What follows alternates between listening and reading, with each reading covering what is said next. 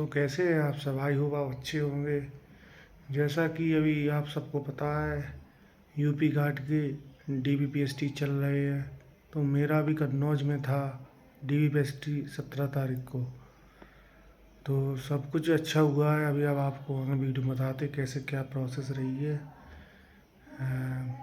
पहले हम सबको 9 बजे एंट्री ली गई। फिर हम लोगों की बारी बारी से फाइल्स आई। पहले एडमिट कार्ड पे नेम बुला, जिसका नेम पहले था उसका नेम बुला के उसे एक एक सीट पे बैठा दिया गया। फिर उसके बाद एक बोर्ड की तरफ से एक पूरा बॉक्स आता है जिसमें हमारी फाइल्स होती हैं, जिन्हें यूपी पुलिस के कांस्टेबल, हेड कांस्टेबल उन्हें फिल करवाते हैं। और हमारे सामने 5 लोगों का पैनल होता है, जो आपके दिशा में एक हमारे सीओ साहब होते हैं, एक हमारे इंस्पेक्टर साहब होते हैं, एक हमारे स्कूल के प्रिंसिपल होते हैं, एक हमारे जिला डॉक्टर होते हैं। ऐसे 5 लोगों का पूरा वो होता है सेटअप तो फाइल्स में जिनके एडमिट कार्ड से नाम नंबर वाइज मिले थे, वैसे ही फाइल्स में भी नंबर वाइज मिलते हैं। तो हम लोगों को फाइल्स नंबर वाइज बोलते, तो फिर उसके बाद बोलते फिर उनको बायोमेट्रिक और आइस चेक होती है, तब हमें हमारी फ़ाइल दी जाती है, जिसमें हमारे डॉक्यूमेंट पहले से ही लगे होते हैं, जो हमने फॉर्म भरते हुए फिल की पीडीएफ्स लगाई होती हैं, वही वाले डॉक्यूमेंट लगे होते हैं। तो मेरा सबसे पहले बुला पहले नंबर पे ही।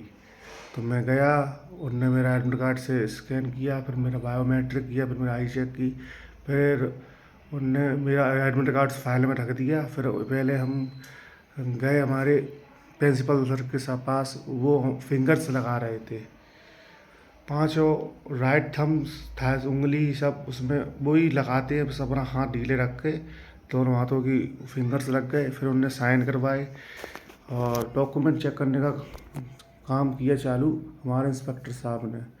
उन्हें एक एक करके जो भी फ़ोटो कॉपी फाइल में आई थी उसकी ओरिजिनल मार्कशीट मांगी, डेटेड चेक की, उसमें नंबर चेक किया, निवास मांगा और निवास 10th की मार्कशीट, बस इतना ही मांगा ज़्यादा, और आधार कार्ड उन्होंने सब मांगा, पूछा पाछा किया। बहुत अच्छे नेचर के थे सर। फिर हमारी फ़ाइल आगे बढ़ाई गई। फिर जिला के सीओ साहब थे, उनने चेक की। फिर उसके बाद हमारे एक उस्ताद साहब थे, उनने हमारी लंबाई चेक की। तो मेरी तो 179.1 निकली, बहुत टाइट चेकिंग थी।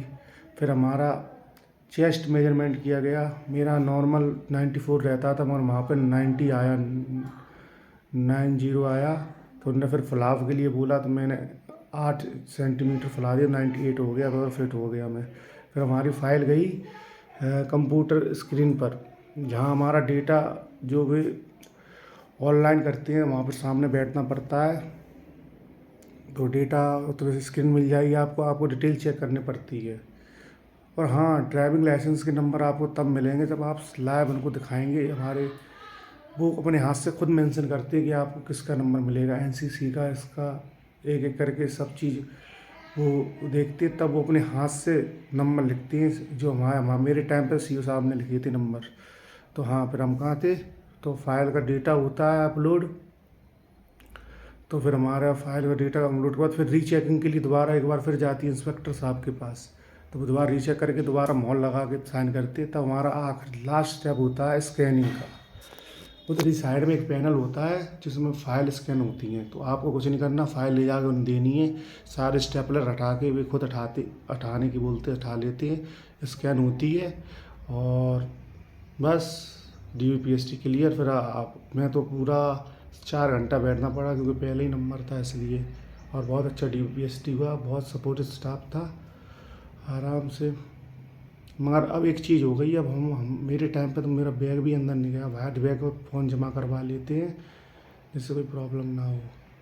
तो ऐसी प्रोसेस चलती रही। मेरे बैच में 55 लोग बुलाए गए थे, जिसमें 8 लोग अनफिट हुए, लंबाई के लिए हुए। चेस्ट में शायद कोई नहीं हुआ, शायद लंबाई में हुए सारे। 8 बच्चे, 8 लड़के थे, 3 बच्चे अब्सेंट हुए, तो ऐसा ही शाम को 4 बजे हम लोगों को छोड़ दिया गया और लिस्ट चिपक गई।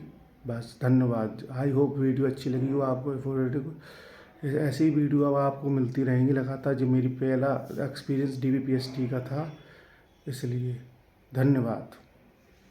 आप लोगों का कब कब DBPST है कृपया कमेंट में बताइए, और कोई हेल्प चाहिए हो तो कमेंट पूछिए। सारे डॉक्यूमेंट मैं बता दूंगा, अब उनके लिए डॉक्यूमेंट बताऊंगा, फालतू कोई नहीं। जो लग रहे हैं, जो मेरे लगे हैं वही मैं बताऊंगा। और हाँ, धन्यवाद।